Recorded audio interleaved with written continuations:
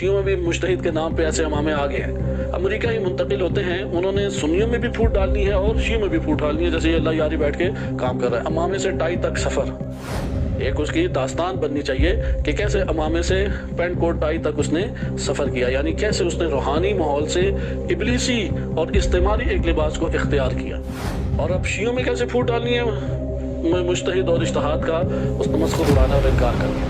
اس لیے وہ شیعوں کو لڑانا چاہتا ہے، کیونکہ ہر وہ کام جو یہودی چاہتے ہیں، صہیونی چاہتے ہیں، وہ انجام دے۔ اس لیے ابو سفیان اگر بات بیان کرے اور امیر المومنین علیہ السلام کو ابھارے کہ دیکھو خلیفہ اول نے تم سے خلافت چھین لی ہے اور میں تمہارا ساتھ دیتا ہوں، ہمارا قبیلہ تمہارے ساتھ ہے، لشکر لے کے نکلو، تو علی بن ابی طالب سنیں گے ابو سفیان کی؟ تاریخ آپ اٹھا کے دیکھیں، ابو سفیان کو سخت جواب دیا امام علی علیہ السلام نے، اور تعبیرات اس طرح سے وارد ہوئی ہیں کہ تم کب سے اسلام کے دل خواہ ہو گئے ہو، کب تمہارا دل دھڑکنے لگ گیا اسلام کے لیے۔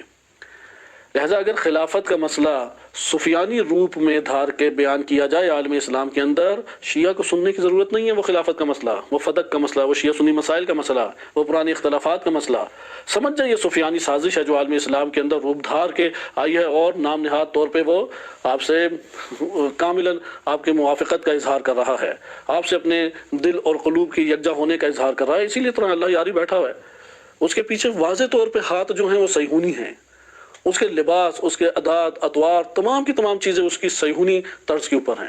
اور اب وہ جو زبان بولتا ہے یہ سفیانی چہرہ ہے، سفیانی۔ اس لیے شیعہ نے حیدر کرار کبھی بھی سفیانیوں کے چنگل میں نہیں آتے، ان سے دھوکہ نہیں کھاتے۔ اس لیے ہمیں اس طرح بیدار ہونا چاہیے کہ ہر کوئی فدق کا مسئلہ اٹھائے یا خلافت کا مسئلہ اٹھائے یا صحابہ کا مسئلہ اٹھائے، شیعہ کو اس کی طرف جھک نہیں جانا چاہیے۔ یہ سیرت امیر المومنین علیہ السلام نہیں ہے۔ امیر المومنین علیہ السلام کی سیرت اس وقت یہی تھی کہ دین کی بقا کس میں ہے اور اسلامی معاشرے کی سلامتی کس میں ہے، ان دو کو مد نظر رکھتے ہوئے امام فرماتے ہیں کہ میں نے اپنے حق کو لٹنے دیا، میری آنکھوں کے اندر تنکے پڑے ہوئے تھے اور گلے میں گویا کہ ہڈی پھنسی ہوئی تھی، یعنی یہ اندر سانس گھٹ کے جیسے رہ جائے، یہ کیفیت تھی۔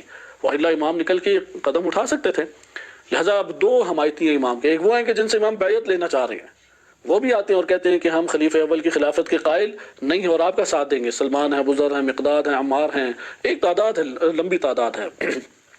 اسی طریقے سے مد مقابل دوسرے سفیانی حمایت بن کے آ جاتے ہیں۔ ابو سفیان وہ حامی بن کے امام علی علیہ السلام کے پاس آیا، اس نے خلافت کا مسئلہ پیش کیا، نبی صلی اللہ علیہ وسلم کی روح سے امام علی علیہ السلام کو خلیفہ قرار دیا۔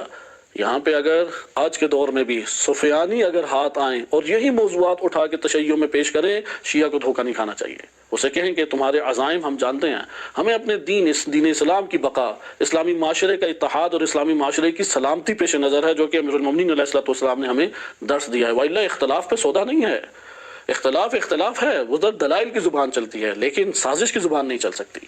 اس لیے ان دونوں کی زبانوں میں زمین آسمان کا فرق ہے۔ ایک دفعہ دلیل کی زبان علمی پیرائی میں وہ تحقیقی صورت میں پیش کی جاتی ہے، جس میں اختلاف، تفرقہ، فتنہ، فساد، فرقہ واریت، اس کا کوئی دخل نہیں ہے۔ جہاں پہ یہ والے عزائم نظر آئیں وہاں پہ وہ دلائل کو خاموشی سے بند کر دیں گے، وہ زبان جو تحقیقی طور پہ بول رہی ہے وہ اپنی زبان بند کر دیں گے۔ آخر اختلاف مسلمانوں میں تھا، صحابہ میں تھا، تمام جانتے ہیں۔ بس دلیل کی اور تحقیقی زبان اور سازشی زبان، ان دونوں میں فرق کرنا ضروری ہے۔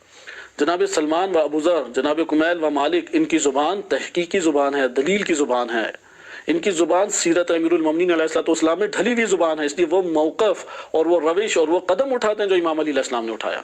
لیکن ایک سازشی زبان ہے جو ابو سفیان کی زبان تھی، وہ ابو سفیان کی جب سازشی زبان اختیار کی تو یہاں پہ اگرچہ امامت کا وہ دفاع کر رہا ہے، اگرچہ امامت کی حمایت کر رہا ہے، اگرچہ امامت کے مقابلے میں جنہوں نے خلافت کو لیا ان کی مخالفت کر رہا ہے، لیکن سازشی زبان ہے، اس لیے امام علی علیہ السلام نے قبول نہیں کیا۔